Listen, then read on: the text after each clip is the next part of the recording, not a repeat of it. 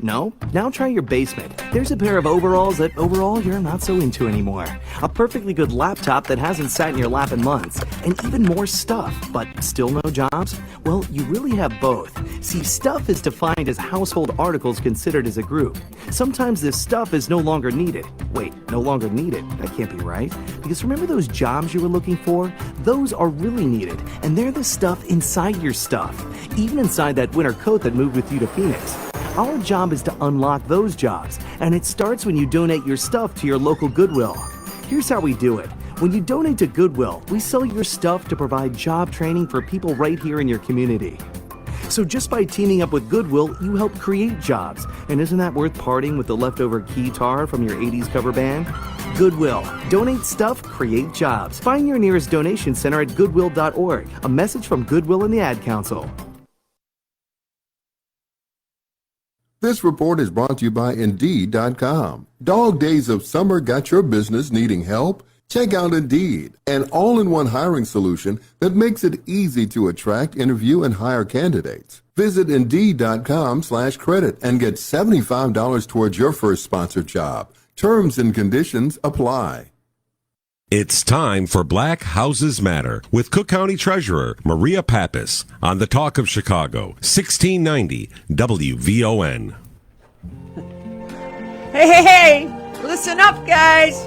Call 773-591-1690. It is Pappas here. Yeah. Trees of Green isn't happening today. It's raining buckets out there. Yeah, I can't even get out and walk, but I see them bloom. Yeah. And I'm thinking to myself, what a wonderful world. We're killing it here on WVON. We're at 147,076,557 to 82,000 people. Now, come on now. Yeah, you better clap, Titus. You better clap. I'm going to beat you up, Titus. So call 773-591-1690 this morning. And Reagan is in the back, and she's going to take your address or the address of anyone at all that you know, and we are putting it in the computer. Get on Facebook Live. You can see my new Psycho Bunny. This is a Psycho Bunny t-shirt. Go to Bloomingdale's. There's a store called Psycho Bunny. They have Psycho Bunny pants, Psycho Bunny hoodies, and Psycho Bunny t-shirts. And I have 2 Psycho Bunny hoodies. They are so cute. They have little bunnies on them. So if you're on Facebook Live, this is a picture of our website. Now listen up. Everybody is coming into my office. They are coming into my office with their checkbooks. Michael Lee, who is my first floor manager, and I've got Reverend John Harrell from Black Men United with me co-hosting this morning. Michael, why are all these people coming into the office? They want to pay their second installment tax bill that's not out yet. And usually it would have been due on August the 1st. And when is it going to come out, Michael? We have no idea, Treasurer. Okay, WVON listeners, listen up. We have no idea. The bill that you would have gotten in July, payable August 1st, we're not sending you any bill because we don't have any numbers to put on a bill to send to you. They have not yet been calculated, and it's the best guesstimate of the combined property tax offices that this bill may not even be due until maybe December or maybe January. So get to this cookcountytreasurer.com. You don't have to come down to the office, and there is a notice posted saying we don't know when we're going to get the figures, and if we don't know when we get the figures, when we do get the figures, we are going to alert you, and you are going to have plenty of time to pay. You're going to get the bill 30 days in advance, 30 days in advance. So, WVON listeners, you may find this hard to believe, but on the first weekend that bills go out, 88,000 people pay that first weekend. And I'm just astounded by that. And during COVID, more people paid on time than ever before because what really matters to them is their house, and keeping it safe for their family. So I think we're going to get LaVonda on soon, LaVonda Travis. But in the meantime, we are going to have a little education here about, I had a great weekend. I went home to Wheeling, West Virginia for my 55th year class reunion of 7. 78 kids, 20 were dead and 20 showed up. I wasn't one of the dead ones. I showed up. I was the class clown, me and Michael Clemon, always telling jokes, right. So, we also want you to know when you get to cookcountytreasure.com, you need to get to the Pappas Studies section. That is the little blue box on your left. It says Pappas Studies. And what you're going to find out is our latest studying that Hal Dardick did about redlining. So what is important about redlining? Michael, can you tell us a little bit about redlining?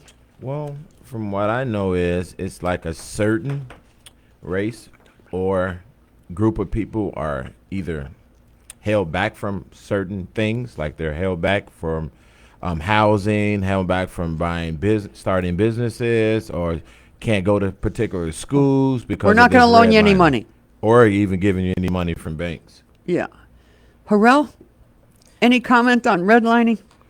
Yeah, I think redlining is the most The microphone.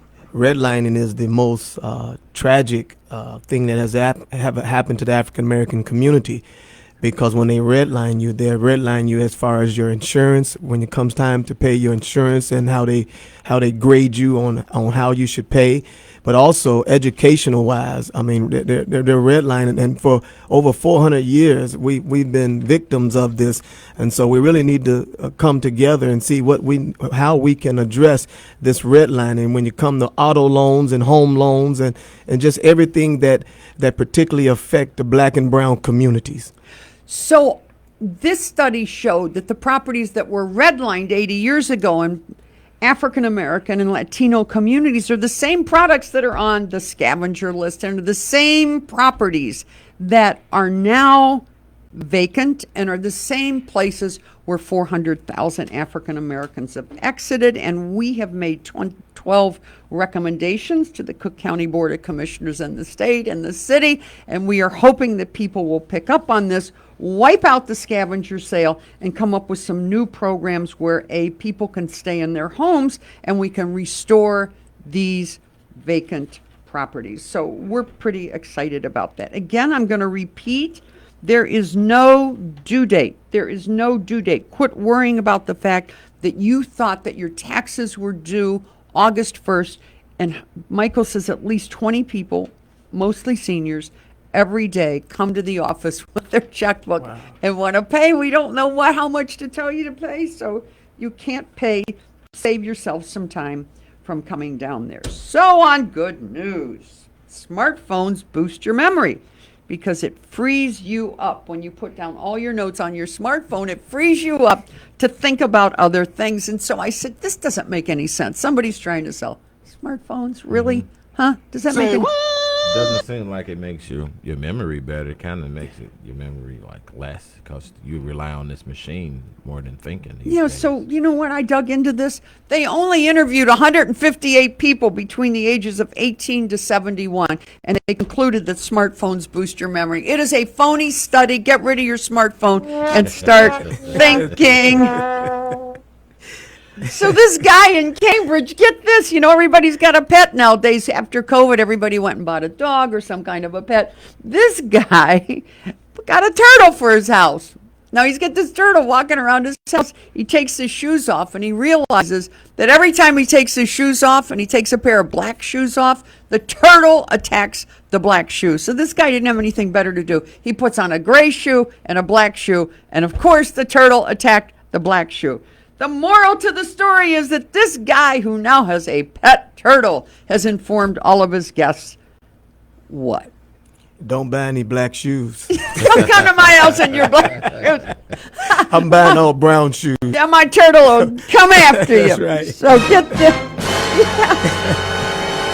Tigers in Nepal that were nearly extinct are now up 40% in population compared to 2015. And get this, guys, if you missed it, you know how Hallmark has a holiday for everything, and Mother's Day and Father's Day and July 4th and all these holidays. July 29th was Global Tiger Day. Did you miss it? I missed it. I missed it. What kind of co-hosts are you guys missing Global Tiger Day? Global Taking Tiger advantage. Day. See, you're not politically correct. You don't know how to handle tigers. But I'm thinking to myself, really? You're telling me that there are 40% more tigers in Nepal? All right. How did you get all these tigers to like get it on and do it? And Right. In yeah, Nepal. what is that about? What's What? going on in Nepal, huh? What's going on in Nepal? Going on Yeah. over there. You gotta come over here. Right.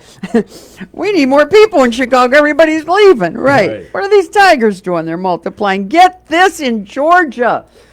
A loggerhead turtle. And Michael and I pulled this up before the show started. Michael, how many pounds does a loggerhead turtle weigh? I think 300 pounds. 300 pounds. Weighs more than me. I'm looking at Harrell.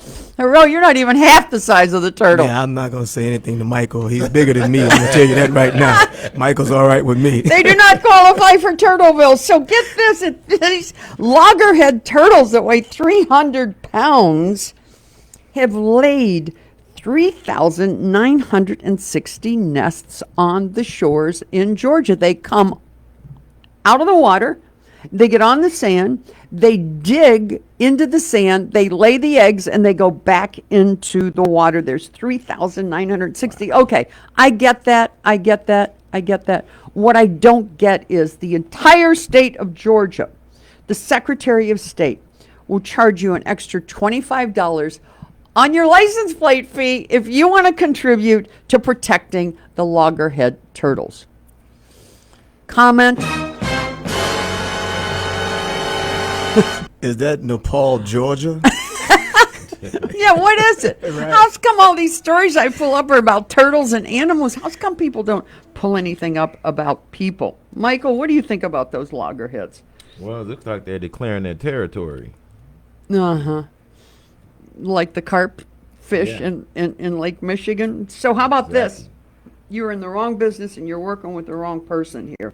A miner in Angola found a 300-pound great pink diamond. It was 170 carats. They have named the diamond Lulu Rose. Lulu Rose. Hello. How much is that worth? My God. The last one that they found in 2016, which was 400 carats, was worth $16 million. $16 million. How about that? That's a lot of money. Okay. So let's go back to, hey, Reagan, you got LaVonda on the line or Marcia on the line? Okay. Hey, LaVonda, it's Pappas, Reverend Harrell, and Michael Lee. How are you this morning? I am excellent. Thanks for asking. How are you? I'm always good, but you know what? Can you hang on while I forgot to ask Harrell a question? Because, he's a reverend, too. Can you hang in Okay. for a minute? Yes, I can. I can. Harrell, what were you preaching about all weekend? Oh man, yeah. Yesterday was an gotta awesome speak day. up louder. Yesterday was an awesome day. I gave the people the 3 R's about how they should act in church. For some apparent reason, the church has taken a strange shift. People don't have, the first thing is reverence. They don't have a reverence for God anymore. There's no respect. There's no fear of God. Everybody's doing what they can, when they can, however they can. But then secondly, I told them that they got to have a respect for God's people. We don't respect or love each other like we used to. When I was growing up, my neighbor used to whoop me whenever I get out of hand and take me right to my mom. Or if I chewed bubble gum in church, the usher would walk up to me with the program and tell me to spit it out. And if I was joking or laughing in church, they would pinch my skin if it was a knob on the television. Boy, now I know how to get to you. Boy, wait till after the show. I'll pull that ear off. And then last and thirdly, but not least, there's a responsibility that we have in church for God's word. Because if we understood what the word says, we wouldn't act so ugly, let alone with each other, with those who are outside the church. We can't be a secret society in the community. We got to go outside of those 4 walls. We got to share, show, and shower people with the love of God. Hoo-ha. Give me the name of that church. Yeah, well, Proviso Baptist Church over in Maywood, Illinois. What time? We start at 9:45. If you get there 11:30, I'm on my way to New Hope Baptist Church for worship at 12 o'clock. That's on the great west side of Chicago, 4255 West Division in Chicago. So Reverend Harrell here is also in charge of Black Men United that we are working with. We are working with constantly. Lavonda, we're actually getting ready to ship products to Poland for Ukrainian refugees, and there are 4 Ukrainian churches on the west side of Chicago in Ukraineville, and we are taking furniture and dining room sets and products there in the next 2 weeks for the refugees that are here in Chicago. So we are doing the work of God. We are reverent, respectful, and responsible. That's right. Yeah, so I'm looking forward to that. So let's see here. Lavonda, tell us how you got in touch with Black Houses Matter. They were on the news. They were talking about how the low-income community are not getting the fullness of the tax owner exemption, or homeowner exemption, and I reached out to them when they were on the news. So you heard about this through Channel 7 and Samantha Chapman, right? That is correct. Yeah. And so how did you get through on the phone bank? Because we had thousands of people calling. How many times do you have to call? I think I called about 5 times. I was just late on the phone when the banks opened early in the morning. Yeah. So I called about 5 times before I got through. Okay, who did you get through to? Do you remember? No, I don't. I cannot even tell you. Uh-huh. Well, so tell us what happened after you finally got through to someone. When I got through to someone, they asked me a couple of questions of what year that I was looking for my the tax exemption was missed. I gave them that information. They took my name, my address, and they sent me out a form to complete the form. And then highlighted everything on the form that needed to be completed. I completed the form, sent in the proper documentation that I had needed to send, and a few months later, I got a check in the mail. Let me ask you something. Was yours just a homeowner's exemption? Yes, it was just a homeowner exemption. Uh-huh. How old are you, Lavonda? I am 47. Okay, so WVON listeners, listen up. You don't have to be like me, over 65, to get a senior exemption. You can be anyone, listen up, of the 1.8 million people who own homes or here in Cook County that gets a homeowner exemption if you've been in that house for more than a year. You can't get it for commercial property. You can get it for a home that you are living in. You can only live in one home. You can't get it for 2 homes. The assessor will catch you and you'll have to pay a penalty. But I mean, think about this.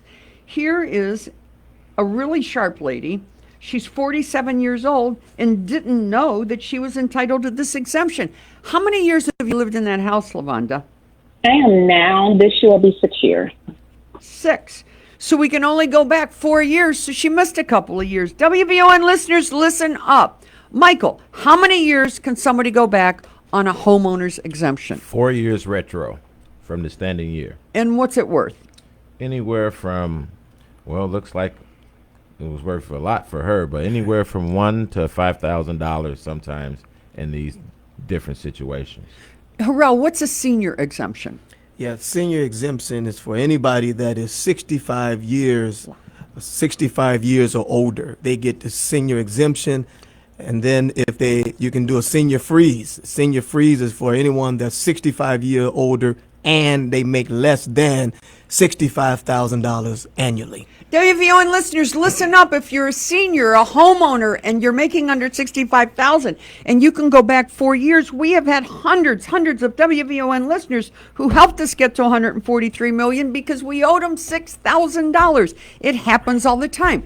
People in Chicago don't wake up in the morning and say, did I get an exemption? Am I a senior? Am I a homeowner? They don't. They're too busy running around. So, Lavonda, you managed to get out of here. You want to tell them how much you got? I got over $2,800.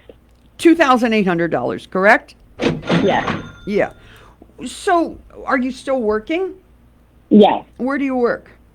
I work for One Hope United. One Hope United? Which is a nonprofit organization. What do they do? I love non-for-profits. What do they do? We have a couple of schools with day treatments. We're a residential facility. We do foster care as well as adoption. So we're in 2 different states, which is in Illinois and Florida. And how many kids are in the program here in Illinois? And where are you located? That I'm not for sure of the kids in the program. I work in the payroll department, and we're located downtown Chicago. Uh-huh. And who would be a typical kid that you would get into your program? The majority adolescents. Most kids are in foster care. Kids that need medical treatment to go to school, which is like a day treatment type thing. And we do behavioral health as well. Well, okay. Explain behavioral health to our WVON listeners. Behavioral health is kids that are on medication that cannot necessarily be in a steady environment with regular kids. Wow. And so where do they put them? We have a residential place here in Waukegan. We have residential. They live with us. So we provide housing and 24-hour medical treatment facility with our youth care workers. Do you know how many kids are in that Waukegan facility? No, I don't. WVON listeners, listen up. We have kids that we're taking out of state to Waukegan. We're taking them to Waukegan, not out of state, but we're shipping them to Waukegan from Chicago because they have behavioral problems, and we're putting them in a residential facility. What are we thinking? What are we doing? Harrell. Lavonda, is it possible, Black Men United, we can partner with them to just bring some I assistance? can put you into the right people, and we can go from there. Yep. So maybe after the call, I can give you some names and numbers. You know why so you he's can get saying my that? information, You know why and we he's can go saying from that? there. You know why he's saying that, Lavonda? Is it possible if he can partner with you? Because you're talking to a real delinquent here. This guy was the worst. They should have put him in Waukegan and locked him up and Long thrown the time key ago. away, right? I'm telling you, that's right. So what he's telling you is, sometimes somebody who's been through it is able to help the kid who's being locked up. I mean, I have found more often than not. I used to be a shrink, and there were 4 goals of misbehavior. And it was attention, power, revenge, and withdrawal. And you knew that the kid was operating on power when you just couldn't make him do anything, and you would get very angry. You would be angry with these kids. So a lot of these kids who end up in facilities are kids who feel like no one cares. They're not really loved. They don't belong anywhere. So what do? They act out. And one of the ways that they puff themselves up is by becoming powerful and not fitting in anywhere and ending up in these facilities. Some of the brightest kids out there are in these facilities because they have managed to fall through the cracks in the system and not be around anyone who fully understands the magnitude of what's going on with them. And my biggest pet peeve in the world is medicating kids instead of getting to the etiology. That's a Greek word that means instead of getting to the root cause of what's wrong. Now, you're in payroll. That must be a pretty big payroll, huh? All these kids and all these feeding all these children and having all these people take care of them in Waukegan and getting them to Waukegan. Yes. So what did you do before you worked for this charity? I used to work for senior living. And what did you do there? Payroll. You sound like an HR expert. Huh? Thank you. Are you an HR expert? I used to work in HR before I went into the payroll. And where were you in HR? I was HR manager for Oxford Clothes. For what? Oxford Clothes. They make custom men's suits. They make custom men's suits? I heard of that. Yes. I heard of that. Huh. And you were their HR director. What was it like being an HR director for a company that makes men's clothes and being a woman? It was great because they just don't specialize in just men's clothes. They do women's clothes too. It was a great atmosphere with the factory that we worked in. Uh-huh. If you had to do it all over again, if you had to do it all over again at 47, what profession would you pick? I love working in payroll. You know, I think I'd like working in payroll too. I wouldn't have to talk to a lot of people. You know what I mean? I mean, you're just dealing with numbers all day. I mean, can I have your job? Yes. I walk into my office and people start beating up on me. I was at my class reunion over the weekend. I mean, people were calling me, you know, where do I buy a wig? You know, what do I do with my kid? How do I get this kid out of jail? How do I get into the United States of America? I mean, they call, if I was in payroll, I'd just be talking to numbers, right? That's it. You married? No, I'm not. Uh-huh. Kids? Yes, I have a 11-year-old daughter. Uh-huh. What'd she want to be? She wants to be, every day it changes. So I think the last thing she wanted to do, she wants to be a singer. A singer? Yes. Uh-huh. Does she sing now? Yes, she does. She's singing in church choir. Uh-huh. What church? I attend St. Mark Church of God in Christ, where my pastor is Pastor Harold Jameau. Uh-huh. Where is that? It's located at 9201 South Avalon on the east side of Chicago. Uh-huh. Does she do solos? Yes, she does. She must be pretty good if she's doing solos. She's decent. She's decent. We're still training them. I learned that you teach kids what they need to. Kids learn to be public speakers and do what they need to do when they start their foundation out in church. And when I'll tell you what, we have our Christmas card party annually, the first Friday in December. I'm going to ask you, it starts at 5 o'clock.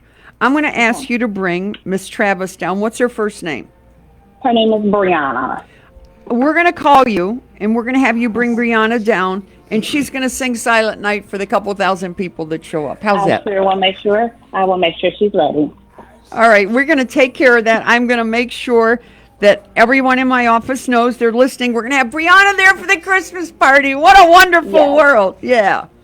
LaVonda, thank you so much for calling. Tell your parishioners and friends and relatives and anybody in your life to get on cookcountytreasure.com. They can put in their address, or they can call 773-591-1690.